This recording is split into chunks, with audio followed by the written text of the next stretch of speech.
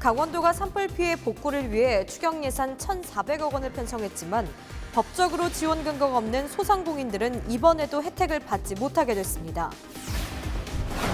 금단의 땅 고성 DMZ 일대에 조성된 평화의 길이 일반인에게도 개방됐습니다. 고성 DMZ 평화의 길을 카메라에 담아봤습니다. 책 읽는 문화를 조성하기 위해 춘천 등 도내 일부 지자체에 정류장 책방이 운영되고 있습니다. 시민들이 자유롭게 책을 읽고 가져다 놓는 양심 공간이지만 책은 사라지고 먼지만 수북하게 쌓여 있다고 합니다. 현장 취재했습니다. 원주 혁신도시의 공공기관이 모두 이전한 지 2년이 지났습니다. 이전한 공공기관들이 지역과 소통하기 위한 다양한 활동을 벌이고 있다고 합니다.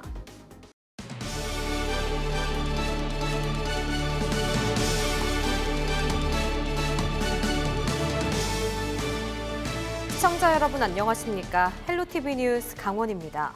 첫 번째 소식입니다. 금단의 땅 고성 DMZ 일대에 조성된 평화의 길이 일반인에게도 개방이 됐습니다. 아직까지 일부 구간은 촬영이 제한돼 있고 관람 내내 삼엄한 경비가 펼쳐졌다고 하는데요. 오늘은 저희 취재진이 고성 평화의 길을 직접 걸어보며 분단의 땅에 녹아있는 슬픔과 희망을 담아왔습니다. 보도에 노지영 기자입니다. 6.25 전쟁 이후 금단의 땅이었던 고성 DMZ. 고성 DMZ 평화의 길은 지난 4월 처음으로 개방됐습니다. 평화의 길은 통일전망대에서 금강통문까지 2.7km 구간을 걸어서 이동하고 마지막으로 금강산 전망대에 오르는 코스입니다. 우선 평화의 길에 입장하기 전 서약서를 작성해야 합니다. 경건한 마음을 위해 단정한 복장을 착용해야 하며 슬리퍼는 금지됩니다. 수년간 사람의 손이 닿지 않은 청정지역인 만큼 소독 작업도 철저히 이루어집니다. 여기 그 외부에 있는 외래종이 그 신성한 DMZ에 옮겨가지 않게끔 이제 그렇게 하는 거죠. 내부로 들어가니 바다 앞으로 빽빽하게 깔린 철책이 이곳이 군사분계선 근처임을 알립니다. 관광객들이 철책에 닿으면 경보가 울려 관광이 일시적으로 중단될 수 있습니다. 이게 철책선이 이렇게 판박에다 붙으시면 여기 경보 울리기 때문에 이게 지나가다가 다 멈춰져요. 조금 더 걷자 남방 한계선이 등장했습니다. 이곳을 지나면 유엔이 관할하는 비무장지대로 입장하게 됩니다. 몇 걸음 더 들어가자 지난 2003년 지뢰 폭발 사고로 멈춰선 중장비가 그대로 보존돼 있습니다. 이곳이 바로 비무장지대, 미확인지뢰 지대라는 점을 새삼 일깨웁니다. 남쪽과 북쪽의 비무장지대 안에는 지뢰가 얼마나 있을까? 우리 합동 그 참모본부에서 자료를 내놨어요. 합동 참모본부에서 자료 내는 게 남과 북 비무장지대 안에 200만 발의 지뢰가 있을 것이다. 선명하게 남아있는 지뢰 피해 현장에 관광객들은 그저 놀랄 뿐입니다. 처음에 말이 안 나오고 끔찍하다. 2.7km 구간 마지막에 다다르면 바다 한가운데 자리 잡은 송도를 볼 수 있습니다. 저거 개인 땅일까 국가 땅일까요? 내가 물어보는 게 이사가 되는 바로 저거 개인 땅입니다. 그분이야말로 뭘 기원할까요? 통일을 기원하겠죠. 소유주조차 쉽게 접근하지 못하는 땅. 관광객들 역시 평화의 길에 오기 위해 쉽지 않은 과정을 거쳤습니다. 3대1 넘은 것 같아요. 아무나 못 들어오는 곳이니까 여기 들어오면은 이제 그 자연 환경 이런 거 보호, 그다음에 또 이 북한하고 너무 가까이 있는 게 우리가 마지막 목적지인 금강산 전망대. 아쉽게도 이날은 해무가 가득해 금강산과 북측 전경을 볼 수 없었습니다. 최북단 초소는 이곳 전망대에서 약 2.2km 정도 떨어져 있지만 일반인 출입이 제한돼 있습니다. 금강산 전망대에서는 날이 맑은 날엔 이달 초 문화재로 지정된 동해안 최북단 초소, 고성 보존지표도 눈으로 확인할 수 있습니다. 분단의 슬픔과 통일의 희망이 함께 녹아든 고성 DMZ 평화의 길. 평화 둘레길 탐방은 한국관광공사 두루누비 홈페이지를 통해 신청 가능합니다. 헬로티비 뉴스 노지영입니다. 강원도가 산불 피해 복구를 위해 1,400억 원의 추가 경정 예산을 편성했습니다. 하지만 생업에 터전을 잃은 소상공인들에게는 아무런 혜택이 돌아가지 못한다고 합니다. 국회가 법적 근거를 마련해줘야 하는데 여야는 정쟁만 벌이고 있어 이들의 한숨이 깊어지고 있습니다. 성기석 기자의 보도입니다. 산불 피해가 가장 컸던 고성군 토성면입니다. 잿더미 잔해가 아직도 곳곳에 있습니다. 이주민들은 대피소에서 임시주택으로 거처를 옮겼지만 여전히 막막합니다. 2달 넘게 아무런 일도 못하고 철거도 못하는 상태다 보니까 집안의 생활비라든가 이런 걸 아무것도 못 가져줬어요. 집을 잃은 주민은 그나마 주택 복구비라도 지원받게 돼 사정은 나은 편입니다. 가게나 공장, 농장이 쑥대밭이 된 소상공인들은 암담할 뿐입니다. 보상은 한 푼도 저는 좀 못 받았고요. 지금 빨리 이게 좀 보상이 됐던 뭐가 됐던 좀 결정을 지어줘가지고. 강원도가 편성한 세 번째 추가 경정 예산도 이들에겐 그림의 떡입니다. 강원도는 이번 3차 추경안에 지난 4월 발생한 산불 피해민들을 돕기 위해 1,400억 원 정도의 예산을 세웠습니다. 특별 재난지역 희망근로 지원 235억, 관광시설 복구비 259억, 산불 피해목 긴급벌채 250억 원 등 새로운 지원 예산도 잡혔지만 피해 소상공인 지원 예산은 포함되지 않았습니다. 현행법상 근거가 없기 때문입니다. 지사님 모시고 여야 많은 국회의원들을 만났을 때는 이 부분은 꼭 필요하다는데 이제 법적 근거가 없다 보니까 하는데 또 정치인들이 하는 말씀하고 실제로 거기 가서 논의되는 건 좀 다르니까. 속초 고성지역 산불 피해 소상공인은 약 350여 명. 무릎을 맞대고 해법을 찾아야 할 국회는 이들의 고통을 외면한 채 정쟁만 벌이고 있습니다. 국가 재난급 하마가 강원 지역으로 휩쓸고 간 지 석 달이 다 돼갑니다. 피해 소상공인들이 절망을 딛고 재기할 수 있도록 조속한 제도적 뒷받침이 필요합니다. 그래서 국회 정상화가 더욱 시급합니다. 헬로티비 뉴스 성기석입니다. 음주운전 단속 기준을 강화한 일명 제2윤창호법 시행 첫날인 25일, 원주에서 음주 교통사고가 발생했습니다. 지난 25일 밤 9시쯤 원주시 단계동의 한 사거리에서 60살 김모 씨가 운전하던 승용차가 좌회전을 하던 SUV 차량을 들이받았습니다. 이 사고로 SUV 운전자는 허리와 가슴을 다쳐 병원으로 옮겨졌습니다. 경찰은 김 씨가 혈중 알코올 농도 0.097% 상태로 차를 몰던 중 사고가 난 것으로 보고 정확한 사고 원인을 조사하고 있습니다. 법원이 회식을 마치고 귀가하는 택시에서 신입 직원을 강제추행한 30대 경찰관에게 벌금형을 선고했습니다. 춘천지법 형사 2일 단독 조정래 부장판사는 25일 강제추행 혐의로 기소된 도내 모 경찰서 소속 A씨에게 벌금 150만 원을 선고했습니다. 재판부는 갑작스러운 행위에 수치심을 느꼈다는 피해자의 진술에 신빙성이 있고 이 범행 직전 노래방에서 신체 접촉 등이 있었다는 점을 고려해서 벌금형을 선고했다고 밝혔습니다. 강원지방경찰청은 이 사건 발생 직후 해당 경찰관을 전보 조치한 상태입니다.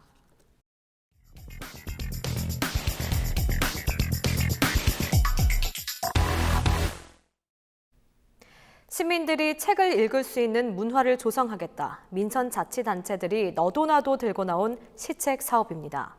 일부 지역에서는 버스 정류장에까지 책방을 조성하겠다고 대대적으로 홍보를 했었는데요. 사업 시행 뒤 어떻게 운영되고 있을까요? 현장 점검 360도 한재영 기자가 취재했습니다. 스마트폰이 대중화되면서 점차 책 읽는 사람들이 줄어들고 있다고 합니다. 일상생활 속에서 책 읽는 문화를 조성하기 위해서 춘천과 양구 등 일부 지자체가 이같이 정류장 책방을 운영하고 있습니다. 버스를 기다리는 동안 읽고 싶은 책을 찾아서 골라 읽고 다 읽은 다음에 다른 사람이 다시 볼 수 있도록 제자리에 꽂아두면 되는 건데요. 시민의식과 관리 부재 등으로 실상은 조금 다르다고 합니다. 지난 2016년 춘천시를 시작으로 양구와 화천 등으로 확대된 버스 정류장 책방. 시내버스 주요 노선 정류장에 만들어졌는데 지자체별로 140여 곳이나 됩니다. 하지만 당초 기대와 달리 시간이 지날수록 시민들의 관심 밖으로 밀려나고 있습니다. 책방 보관대는 곳곳이 비어있고 그나마 비치된 책들도 낡고 오래된 서적이 대부분이기 때문입니다.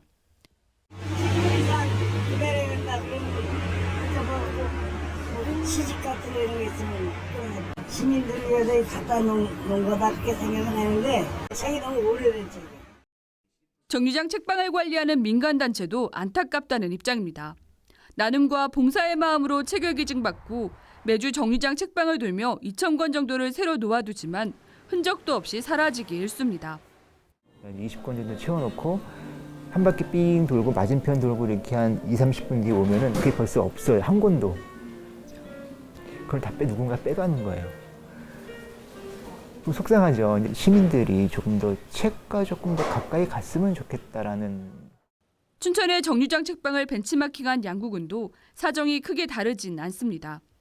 시간이 지나면서 남아있는 책들은 물에 젖거나 찢겼고 보관대에는 쓰레기만 쌓이고 있습니다.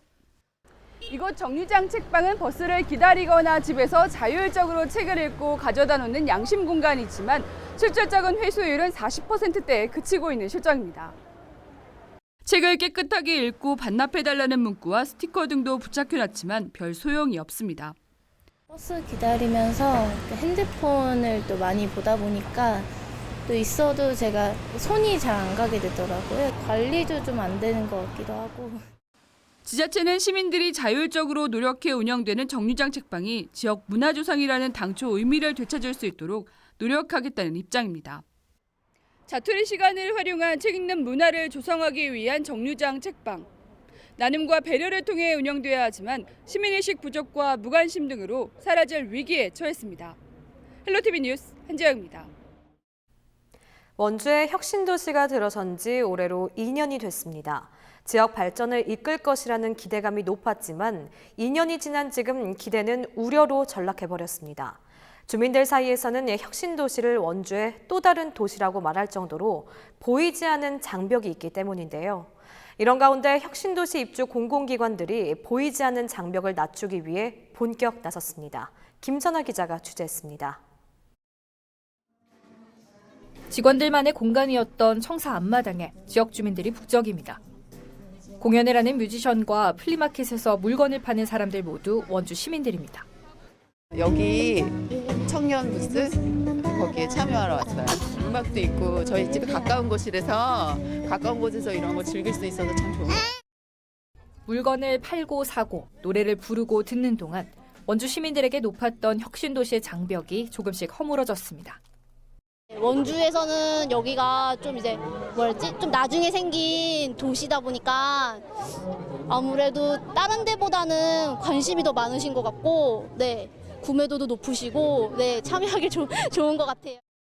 한국관광공사가 시민과의 소통 강화를 위해 청사를 원주로 이전한 지 5년 만에 시민들에게 청사를 개방했습니다. 특히 강원도 지역의 관광지를 특히 활성화시키고자 한다거나 그 밖에 이런 지역 주민과 소통하는 활동들을 지속적으로 개발하고 발굴하고 있습니다. 혁신도시에 입주한 또 다른 공공기관.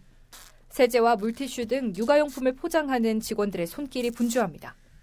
이렇게 포장된 육아용품은 도내 저소득층 영유아 보육가정 1000가구에 전달됐습니다. 이와 함께 노인 장애인 시설에는 이동용 차량을 기증하기로 하는 등 주민 상생을 위한 기부와 봉사활동을 지속해 나갈 계획입니다. 저희 직원들이 주말을 이용해서 의료봉사나 집수리, 그리고 어르신들을 위한 빨래봉사를 진행하고 있습니다. 또 연말에는 완공되는 육아종합지원센터 내 장난감 도서관도 지원할 예정입니다. 원주의 둥지를 들고 지역 상생에 본격 나선 혁신도시 내 공공기관들. 원주 혁신도시 이전 기관들의 이런 소통 노력이 단순한 행사에 끝나는 게 아니라 진정한 지역 발전으로 이어질 수 있을지 주목됩니다. 헬로티비 뉴스 김선아입니다. CJ 헬로 강원방송과 강원도는 26일 업무 협약을 맺고 민생침해 행위 예방을 위한 공동홍보 캠페인을 전개하기로 했습니다. 양 기관은 앞으로 원산지 표시, 식품위생, 공중위생, 환경, 청소년 등 5개 민생침해 분야 홍보 영상물을 함께 제작 송출해 도민 계도와 예방을 이끌어낼 계획입니다. 이번 협약으로 기존 단속 처벌 중심이었던 민생침해 행위 단속이 사전 계도 예방 중심으로 바뀔 것으로 강원도는 기대하고 있습니다. 강원 애니고등학교가 개교 10주년을 기념해서 학생과 교사가 함께하는 전시회를 개최했습니다. 오는 30일까지 6일간 춘천 서면에 위치한 애니메이션 박물관 갤러리2에 마련된 전시회는 꽃 피우고 19세 인형이 되다라는 주제로 펼쳐집니다. 작품은 웹툰과 일러스트레이션, 종이 구체 관절 작품 등 만화창작 전공 학생과 교사들의 작품 244점이 전시됩니다. 애니고는 이번 전시회가 학생들의 자기개발과 취업 역량 강화의 기회가 될 수 있을 것으로 기대하고 있습니다.